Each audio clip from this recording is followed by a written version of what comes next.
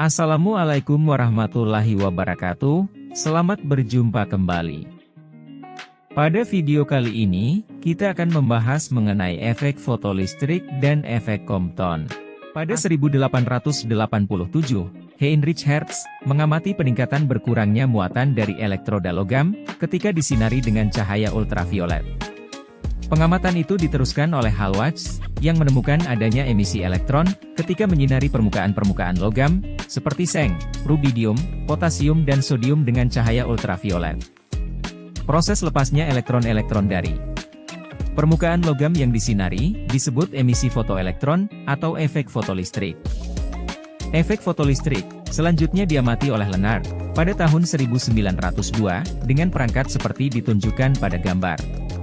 Lenard menemukan bahwa, jika pelat, seng, disinari dengan sinar ultraviolet, maka elektron akan lepas dan meninggalkan pelat dengan fakta bahwa: pertama, suatu jenis logam tertentu bila disinari dengan frekuensi yang lebih besar dari harga tertentu akan melepaskan elektron, walaupun intensitas radiasinya sangat kecil. Demikian sebaliknya. Kedua, kecepatan, energi kinetik, elektron yang lepas dari permukaan logam tidak bergantung pada intensitas cahaya, tetapi hanya bergantung pada frekuensi atau panjang gelombang sinar yang digunakan. Ketiga, jika batas frekuensi radiasi untuk terjadinya efek fotolistrik terpenuhi, meningkatkan intensitas radiasi akan memperbanyak fotoelektron yang dihasilkan, ditandai oleh bertambahnya arus fotoelektron atau I yang terukur oleh ampermeter. Efek fotolistrik tidak dapat dipahami dengan fisika klasik, yang menjelaskan bahwa intensitas radiasi sebanding dengan energi gelombang, kuadrat amplitudo. Teori kuantisasi energi yang dikemukakan oleh Planck, kemudian diartikan lebih fisis oleh Einstein digunakan untuk menjelaskan hasil eksperimen dari gejala fotolistrik. Pada tahun 1905, Einstein mulai memperkenalkan teori kuantum cahaya. Menurut Einstein, pertama, pancaran cahaya berfrekuensi F berisi paket-paket gelombang atau paket-paket energi yang besarnya sama dengan HF yang dinamakan foton.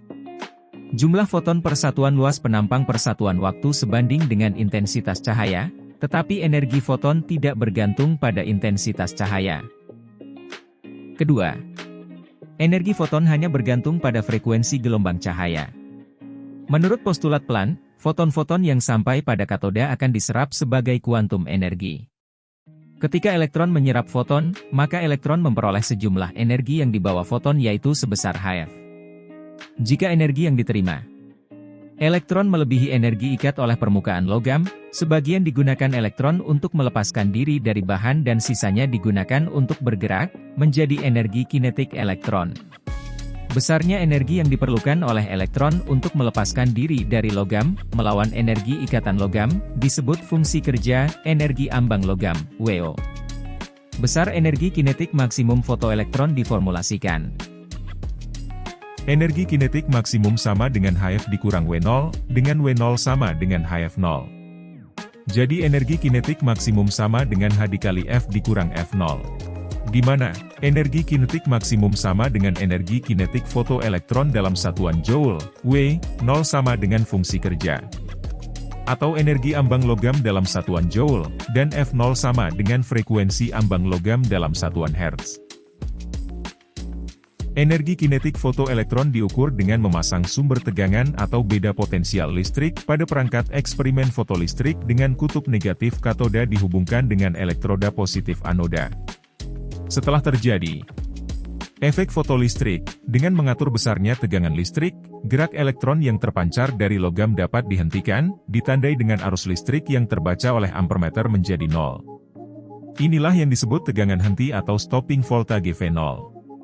Ketika fotoelektron terhenti berarti nilai energi kinetiknya sama dengan energi listrik yang dihasilkan oleh sumber tegangan, atau energi kinetik maksimum sama dengan muatan elektron kali V0.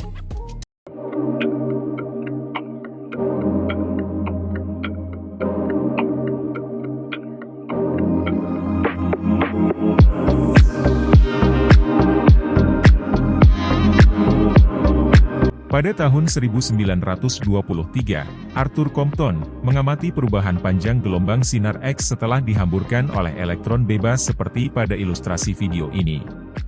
Compton menjelaskan, radiasi yang dikenakan pada lempeng logam berinteraksi dengan elektron bebas dalam logam tidak selalu menimbulkan efek fotolistrik walaupun energinya cukup. Interaksi antara radiasi dengan elektron bebas dalam logam berperilaku seperti tumbukan elastis antara dua partikel.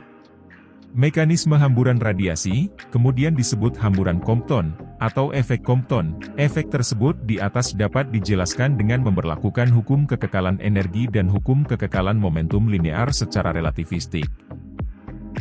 Dengan menggunakan kedua hukum kekekalan tersebut, maka menghasilkan persamaan, delta lambda, sama dengan, lambda aksen dikurangi lambda, atau sama dengan, konstantan Planck, H, berbanding dengan massa diam M0 dikali 1, dikurangi cos, theta, di mana, delta lambda sama dengan, panjang gelombang datang dalam satuan meter. Di mana, delta lambda, adalah pergeseran panjang gelombang foton, dalam satuan meter, lambda, sama dengan, panjang gelombang foton datang, dalam satuan meter. Lambda aksen, sama dengan, panjang gelombang foton hambur, dalam M, dan M0, adalah massa diam elektron, H, adalah konstanta Planck, dan theta, merupakan sudut hamburan, dalam satuan derajat.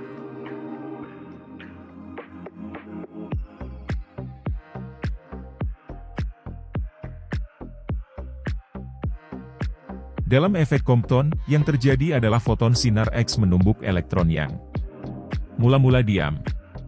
Saat terjadi tumbukan, foton dapat dipandang sebagai partikel yang kehilangan energi, karena terserap oleh elektron menjadi energi kinetik.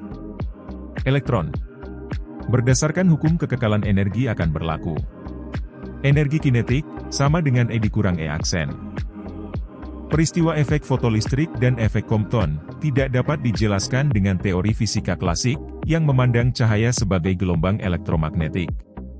Tetapi dapat dijelaskan berdasarkan teori kuantum cahaya, yang dikemukakan oleh Einstein, yang memandang cahaya sebagai partikel, foton. Sehingga muncul gagasan dualisme gelombang partikel, di mana cahaya tidak hanya memiliki sifat sebagai gelombang, tetapi juga bersifat seperti partikel.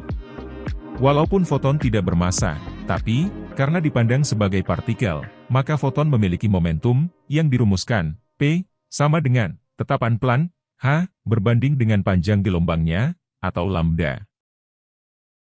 Mengingat, rumus energi foton, seperti dijelaskan sebelumnya, adalah, E, sama dengan, tetapan Max Planck, H, dikali dengan, frekuensi foton, karena frekuensi itu sendiri, merupakan perbandingan, antara, kecepatan cahaya, C, dengan, lambda, maka energi foton, dapat dirumuskan, E, sama dengan, H, kali, C, berbanding lambda.